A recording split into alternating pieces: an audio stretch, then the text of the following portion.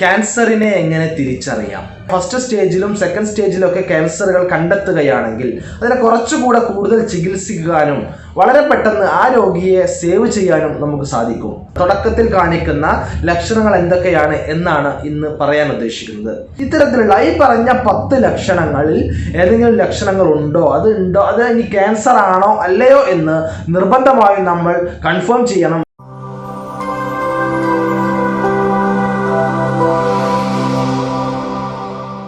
ക്യാൻസറിനെ എങ്ങനെ തിരിച്ചറിയാം? ക്യാൻസർ ബാധിച്ച ആളുകൾ ഓരോ വർഷം കഴിയും തോറും കൂടിക്കൂടി വരികയാണ്. ഒരു വർഷത്തിൽ ഏകദേശം 1,40,00,000 ആളുകൾക്ക് ക്യാൻസർ ബാധിക്കുകയും അതിൽ 50% ആളുകൾ അഥവാ 70 ലക്ഷത്തോളം ആളുകൾ ക്യാൻസർ ബാധിച്ച് മരിക്കുകയും ചെയ്യുന്നുണ്ട്. എന്നാൽ 50% മരണസംഖ്യ ഉള്ളത് കൊണ്ടാണ് എല്ലാ ആളുകളും ഇതിനെ വളരെ ഭീതിയോടുകൂടി കാണുന്നത്. എന്തുകൊണ്ടാണ് ക്യാൻസർ ഇത്രയധികം മരണസംഖ്യ കൂടുന്നത് എന്ന് ചോദിച്ചാൽ, ഭൂരിഭാഗം ക്യാൻസർ കേസുകളിലും രോഗികളിലും 3rd സ്റ്റേജ് അല്ലെങ്കിൽ 4th സ്റ്റേജ് ആയിട്ടുള്ള ക്യാൻസറുകളാണ് കണ്ടെത്താൻ കഴിയുന്നത് എന്നുള്ളതാണ്.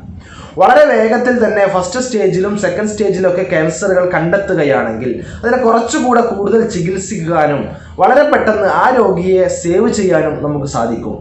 അതുകൊണ്ട് ക്യാൻസർ ഉള്ള ആളുകൾ ശ്രദ്ധിക്കേണ്ടത്, അല്ലെങ്കിൽ ക്യാൻസർ ബാധിച്ചിട്ടുണ്ടോ, അല്ലെങ്കിൽ ക്യാൻസറിൻ്റെ ലക്ഷണങ്ങൾ എന്തെല്ലാമാണ്, തുടക്കത്തിൽ കാണിക്കുന്ന ലക്ഷണങ്ങൾ എന്തൊക്കെയാണ് എന്നാണ് ഇന്ന് പറയാൻ ഉദ്ദേശിക്കുന്നത്. ക്യാൻസറിന് പല ഘടകങ്ങളും പല കാരണങ്ങളും ഉണ്ട്. എന്നിരുന്നാലും വളരെ പ്രധാനമായിട്ട് നമ്മുടെ ജീവിതശൈലി തന്നെയാണ് ക്യാൻസർ ഇത്രയധികം കൂടുന്നതിന് വേണ്ടിയിട്ട് കാരണമായിട്ടുള്ളത്.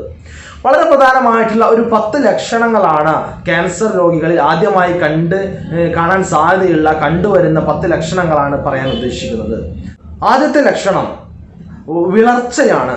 ശരീരത്തിലെ ഹീമോഗ്ലോബിൻ്റെ അളവ് നന്നായി കുറയുക. അകാരണമായി മറ്റൊരു കാരണവുമില്ലാതെ പെട്ടെന്നുണ്ടാകുന്ന വിളർച്ച, വളരെയധികം ഹീമോഗ്ലോബിൻ കുറയുകയും ക്ഷീണിക്കുകയും ചെയ്യുന്ന ഒരവസ്ഥ. രണ്ടാമത്തെ കാര്യം ശ്വാസതടസ്സം, അല്ലെങ്കിൽ ശ്വാസോച്ഛ്വാസത്തിലുണ്ടാകുന്ന ബുദ്ധിമുട്ട്, ദീർഘമായി നിലനിൽക്കുന്ന ചുമയും ആ ചുമച്ച് കഫം വരുമ്പോൾ കഫത്തിൽ രക്തത്തിൻ്റെ സാന്നിധ്യം കാണപ്പെടുക.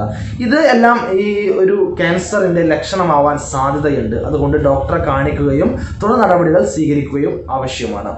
അതുപോലെ മറ്റൊരു പ്രധാനമായിട്ടുള്ള കാര്യം എന്ന് പറയുന്നത് അകാരണമായിക്കൊണ്ട് വളരെ പെട്ടെന്ന് തടി കുറയുക. സാധാരണഗതിയിലുള്ള ഒരു മനുഷ്യൻ വളരെ പെട്ടെന്ന് മറ്റൊരു അസുഖങ്ങളോ കാരണമോ ഇല്ലാതെ വളരെ പെട്ടെന്ന് തടി കുറയുക, അത് കാരണം വളരെ ക്ഷീണിച്ച് ഒന്നും ചെയ്യാൻ കഴിയാത്തൊരവസ്ഥയിലേക്ക് അയാൾ മാറുകയാണെങ്കിൽ നമ്മളിത് ക്യാൻസർ ആണോ എന്ന് ഉറപ്പുവരുത്തുന്നതിന് വേണ്ടി ഡോക്ടറെ കാണണം, നിർദ്ദേശങ്ങൾ തേടേണ്ടതുണ്ട്.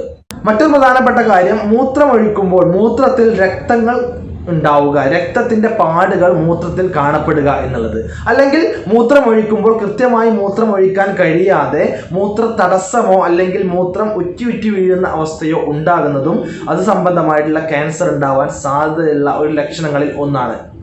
അതുപോലെ തന്നെ സ്തനാർബുദം, ബ്രസ്റ്റ് ക്യാൻസർ എന്ന് പറയുന്നത്, അതിലുണ്ടാകുന്നതാണ് സ്തനങ്ങളിൽ ഉണ്ടാകുന്ന മുഴകൾ. വളരെ പെട്ടെന്നോ അല്ലെങ്കിൽ വളരെ ചെറുതോ വലുതോ ആയിട്ടുള്ള മുഴകൾ കാണപ്പെടുക.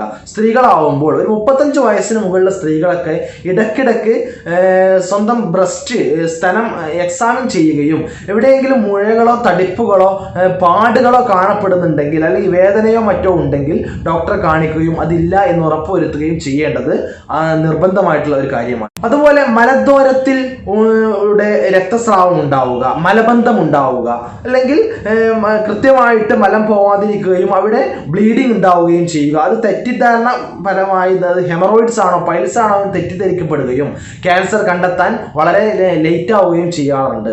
അതുപോലെ തന്നെ മറ്റൊരു പ്രധാനമായിട്ടുള്ള കാര്യമാണ് പ്രോസ്റ്റേറ്റിൽ ഉണ്ടാകുന്ന മുഴകൾ. പ്രോസ്റ്റേറ്റ് ഗ്രന്ഥി, പുരുഷന്മാരുണ്ടാകുന്ന പ്രോസ്റ്റേറ്റ് ഗ്രന്ഥിയിൽ മുഴകൾ ഉണ്ടാവുക, അത് കാരണം മലബന്ധം ഉണ്ടാവാം, അല്ലെങ്കിൽ മൂത്ര തടസ്സം ഉണ്ടാവാം. അത്തരത്തിലുള്ള ക്യാൻസറുകളും ഉണ്ടാവാൻ സാധ്യതയുണ്ട്. മറ്റൊന്നാണ് ആർത്തവ വിരാമമുള്ള സ്ത്രീകൾക്ക്, അഥവാ ആർത്തവം നിലച്ചു പോയ സ്ത്രീകളിൽ വീണ്ടും ആർത്തവം വരിക. അപ്പോൾ അത് വീണ്ടും ആർത്തവം തന്നെയാണ് വരുന്നത് എന്ന് തെറ്റിദ്ധരിക്കാതെ അത്തരം ഉണ്ടാകുന്ന ബ്ലീഡിങ്ങുകൾ കൺഫേം ചെയ്യുന്നതിന് വേണ്ടി ഡോക്ടറെ കാണിക്കുകയും എന്തെങ്കിലും യൂട്രസ് സംബന്ധമായിട്ടുള്ള ക്യാൻസറുകളോ മറ്റോ സെർവിക്കൽ ക്യാൻസറുകളോ ഉണ്ടോ ഇല്ലയോ എന്ന് കൺഫേം ചെയ്യുകയും അത്യാവശ്യമാണ്. മറ്റൊന്ന് ശരീരത്തിൽ തൊലിയിൽ കാണപ്പെടുന്ന മറുകുകൾ, അഥവാ കാക്കപ്പുള്ളികൾ എന്നൊക്കെ പറയുന്നത് സാധാരണമായി കൊണ്ട് വലിപ്പം കൂടിക്കൂടി വരിക, സാധാരണ ഉള്ള വലിപ്പത്തിലധികമായി വലിപ്പം കൂടിക്കൂടി വരിക, അതിൽ പ്രത്യേകതമായി എന്തെങ്കിലും കാണുക, അങ്ങനെയൊക്കെയാണെങ്കിൽ ഉടനെ ഡോക്ടറെ കാണുകയും അതിൽ എന്തെങ്കിലും ക്യാൻസർ സാധ്യതയുണ്ടോ എന്ന് കണ്ടെത്തുകയും ചെയ്യുക. ഉണ്ടെങ്കിൽ അതിന് ഉടനെ തന്നെ ചികിത്സിക്കുക. മറ്റൊരു പ്രധാനപ്പെട്ട കാരണമാണ് നമ്മുടെ വായ്ക്കകത്ത് മൗത്തിൽ അകാരണമായിട്ടുള്ള മറ്റെന്തെങ്കിലും ചെറിയ ചെറിയ പാടുകൾ ഉണ്ടാവുക, അല്ലെങ്കിൽ മാറാതെ നിൽക്കുന്ന 3 ആഴ്ചയോ 4 ആഴ്ചയോ മാറാതെ നിൽക്കുന്ന ചെറിയ ചെറിയ മുറിവുകൾ ഉണ്ടാവുക, കളർ മാറ്റം ഉണ്ടാവുക, വായ്ക്കകത്തോ തൊണ്ടയിലൊക്കെ കളർ മാറ്റം ഉണ്ടാവുക, അല്ലെങ്കിൽ തൊണ്ടവേദന ഉണ്ടാവുക, അല്ലെങ്കിൽ തൊണ്ടയിൽ നിന്ന് ശബ്ദത്തിനുള്ള ഇടർച്ച അല്ലെങ്കിൽ ശബ്ദം വളരെ മാറി മാറി വരിക, ഇതെല്ലാം വായു സംബന്ധമായ ക്യാൻസറുകളുടെ ഒരു ലക്ഷണമായെന്ന് വരാം. അതെല്ലാം ഡോക്ടറെ കാണുകയും ഉറപ്പുവരുത്തുകയും ഇത്തരത്തിലുള്ള ഈ പറഞ്ഞ 10 ലക്ഷണങ്ങളിൽ ഏതെങ്കിലും ലക്ഷണങ്ങൾ ഉണ്ടോ, അത് ഇനി ക്യാൻസർ ആണോ അല്ലയോ എന്ന് നിർബന്ധമായും നമ്മൾ കൺഫേം ചെയ്യണം. ഡോക്ടറെ കാണണം, ഡോക്ടറെ കണ്ട് തന്നെ കൺഫേം ചെയ്യുക. എന്നിട്ട് ഇത് ആവശ്യമാണെങ്കിൽ അതിന് കൃത്യമായിട്ടുള്ള ചികിത്സയും എടുക്കുകയാണെങ്കിൽ ക്യാൻസർ അതിൻ്റെ 3rd സ്റ്റേജിലേക്കും 4th സ്റ്റേജിലേക്കും പോകാതെ നമുക്ക് അതിൻ്റെ 1st സ്റ്റേജിലോ 2nd സ്റ്റേജിലോ തന്നെ അതിനെ പിടിച്ചു നിർത്താനും കൃത്യമായിട്ട് ചികിത്സിച്ച് പൂർണ്ണമായിട്ട് ഭേദമാക്കാനും കഴിയും. അതിനുള്ള ചികിത്സാ രീതികൾ ഇന്ന് ഒരുപാട് നമ്മുടെ നാട്ടിൽ ലഭ്യമാണ്. റീജിയണൽ ക്യാൻസർ സെന്റർ തിരുവനന്തപുരത്തുണ്ട്, അതുപോലെ ഹോമിയോപ്പതി ക്യാൻസർ സെന്റർ മലപ്പുറം ജില്ലയിൽ വണ്ടൂർ ഉണ്ട്. അതുപോലെ തന്നെ പലതരത്തിലുള്ള ക്യാൻസർ സംബന്ധമായ ചികിത്സകൾ ഇന്ന് ലോകത്ത് ലഭ്യമാണ്. ഈ വീഡിയോ ഉപകാരപ്രദമായി എന്ന് തോന്നുകയാണെങ്കിൽ ഇത് നിങ്ങളുടെ ബന്ധുക്കൾക്കും കൂട്ടുകാർക്കും മറ്റു എല്ലാ ആളുകൾക്കും ഷെയർ ചെയ്യുക. മറ്റൊരു വീഡിയോയുമായി നമുക്ക് വീണ്ടും കണ്ടുമുട്ടാം. നന്ദി, നമസ്കാരം.